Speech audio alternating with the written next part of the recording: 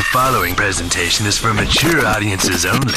Who are you? He's a fine man. All hell is broken loose. He's a great broadcaster. He's a very powerful guy. Absolutely brilliant. Feared by men, adored by women. He's a smart boy. It's patriotic. It's no big deal. It's the end of the world. I might as well tell you now. He's a monkey. And how you doing, ladies and gentlemen, boys and girls, children of all ages? Welcome in to another edition of The Wyldeside with Eric Clark. I am your host, Eric Clark, saying thank you for taking time out of your busy day to give my little video a watch and a listen. If you like it, like it. If you think other people are going to dig it, give it a share. Make sure you are subscribed to the YouTube channel and you're following me on any and all the social media I have linked down below. And if you'd like to become a Patreon, help the channel grow, that is linked down there as well. We are also live streaming Wednesdays 11 a.m., Saturdays 2 p.m., right here from the east side of Music City. I'm not that hard to find, man. Everything is listed down below. Before we get started in today's video, I do want to say thank you to Connect 200 Music to See and Aunt Betty's Nut Butter. Today's video is coming from Facebook. Corey Meeks reached out and said, dude, REN dropped his new video, Money Game 3. You should check it out. So today, we're back with REN, and we're checking out his recent release, and I believe somebody won a bunch of money. So fill me in down below with everything I need to know about, not the money game, but the game that was played to win the money with REN. So thank you very much, Corey Meeks. We're checking out REN's Money Game Part 3 on the Wyldeside. Here we go.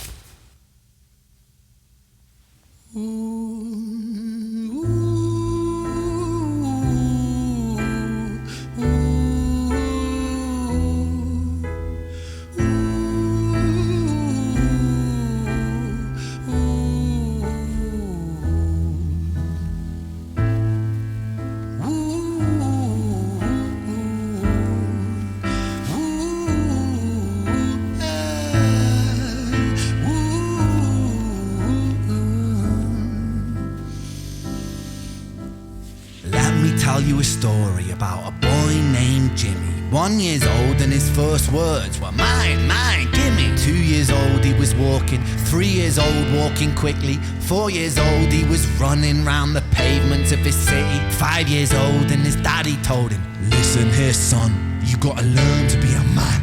A man he works for what he wants. 6 years old and he's reading, writing, top of the bunch. And when he's 7, his progression made him student number 1. 8 years old and he's praised for unusual grades. 9, his parents paid for private school to nurture the flame. 10, 11, 12, 13, he ascends and ascends. His daddy tells him, son, money is the means to all ends. 14, solving complex mathematic equations. At 15, IQ 150, still elevating. 16, he develops complex software code that detects weaknesses in cybersecurity protocols. 17, and he sells his vision, keeping the share.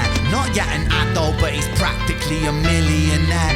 18, and his daddy tells him, now you're a man. This world don't give a damn about you, so take all that you can. 19, he turns a profit, stocks and shares, invest in product. 20, double down deposits. 21, his income rockets. 22, he learns that truth is just an obstacle to wealth. If you manipulate the data, then the lie will sell itself. 23, a life of luxury, crystal and cocaine. 24, he makes the Forbes list, they're applauding his name. 25, and his daddy tells him, listen here son, while you're sitting in that palace, that don't mean that you won. 26, a business shift, he switches business to arms. He's 27, dealing nuclear and shells in Iran. 28, inside the Senate, money bought him a seat. He's 29, a role of counsel in the president's suite.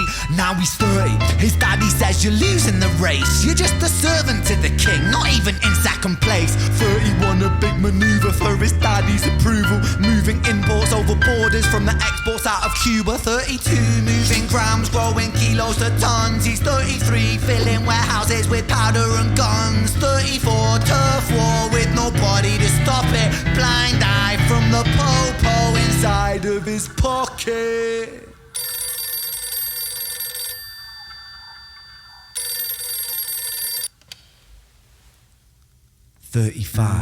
He gets the call. I'm sorry, son, but it's your father. Had a heart attack. I'm sorry, he's gone.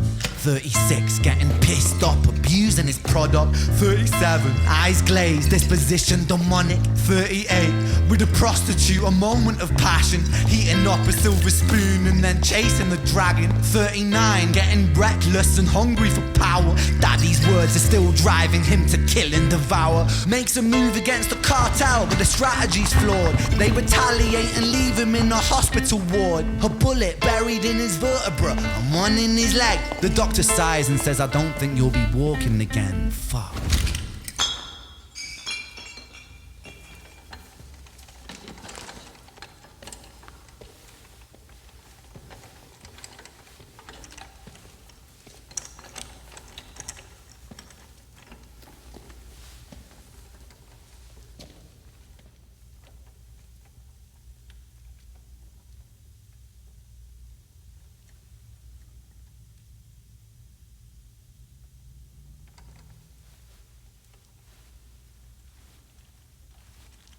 Let me tell you a story about a boy named Jimmy. He was 40 and he cursed the words, mine, mine, gimme. 41, he wasn't walking. 42, not walking quickly. 43, never running round the pavements of his city. 44, inside a palace with a mountain of gold. But those riches turn to rubble and perspective evolves. Weighing heavy on his conscience is the value of gold. Lamborghini for a life, trading money for souls. Jimmy followed the code inside the land of the free. Put your hand inside the cookie jar, take more than you need. And his example is exaggerated versions of me. And it's a version of him, and it's a version of she, and it's a version of you. There's no escaping the blame. The way we live is parasitic. Fuck the money and fame. Call the music.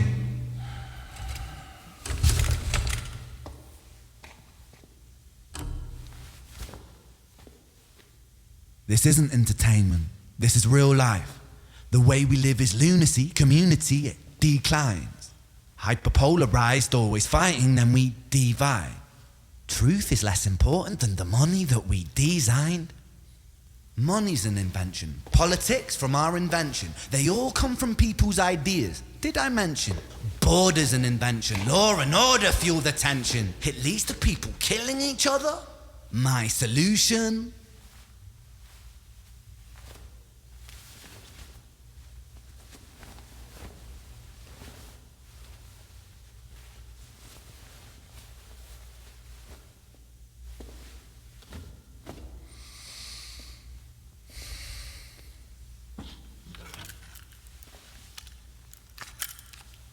PCP.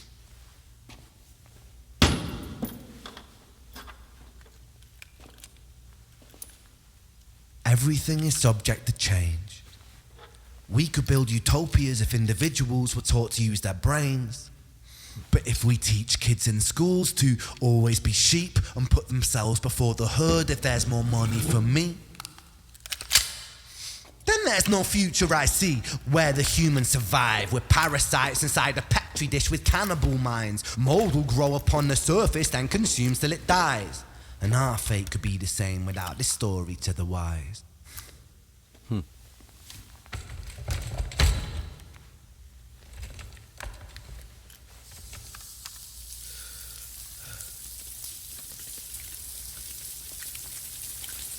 "45. Jimmy comes home out of the rain, soaking wet upon a wheelchair, drinking again. He is everything he wants, he is fortune and fame.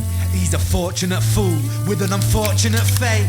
With a 45 caliber aimed at his brain. 45 a fitting number cause his age is the same. Here's the words of his father, it's such a damn shame. Then he presses on the trigger of a money game."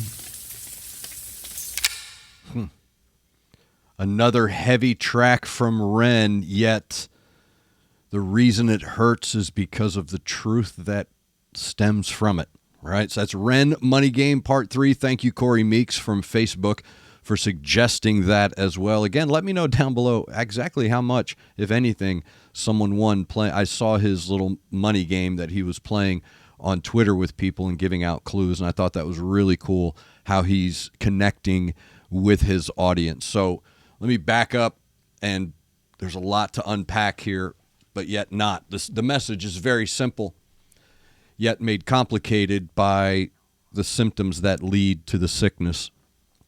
Musically speaking, that's a great jazz song. It's got a really cool jazz vibe to it, like jazz, a little rap, some Oasis. Very creative artistry, musically speaking. I like how he goes in directions that, while being traditional, he creates his own signature within them. So you're hearing the elements of the Manchester sound, you're hearing the elements of that, that jazz influence, but you're hearing him take it in different directions. And I noticed it when the lyrics, it was like he was changing time signature within his lyrics. And that's really creative. I don't consider him a musician at this point. He is an artist. He is definitely an artist, both visually and audibly. He is creating art, because this right here, that's a full-length film in 9 minutes. We have a whole industry on the west coast of this country, of the United States, that has been struggling for 10 years to create something that engaging, entertaining, thought-provoking, provocative in every way, and still visually stunning. For 20 years they've been trying to do it, and they fail at every turn. And this kid comes out of Brighton and drops these really wonderful pieces of art, trying to get a message through, because he's connected in a way to his audience that is a little more direct than the machine. So I said it about his, I can't remember which track it was, but I said you need to listen to him. He's trying to tell you something in his way. And it's very obvious what he's trying to tell you: the corruption of wealth. The corruption of wealth leads to the corruption of man, and the corruption of man then leads to the corruption of culture and society. And he's trying to tell you that in his way, and how dangerous that is. And that's why when I explain to people, you need to listen to this guy, not just musically and not just because it's super creative. His flow is incredible. He's got a great flow. I've likened him to Mos Def when it comes to the smoothness, the creativity of his flow. Like I said, how he changes that time signature within that flow. Really super creative.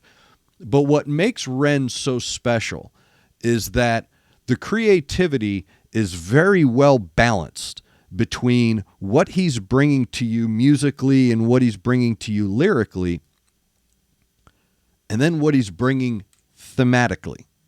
Because it's very easy for an artist to write a simple song with a simple message. Love, heartbreak. It's very simple to do that, meaning those, I don't mean simple, it's simple to write a song. What I mean is it's easy to connect on that level with a lot of people.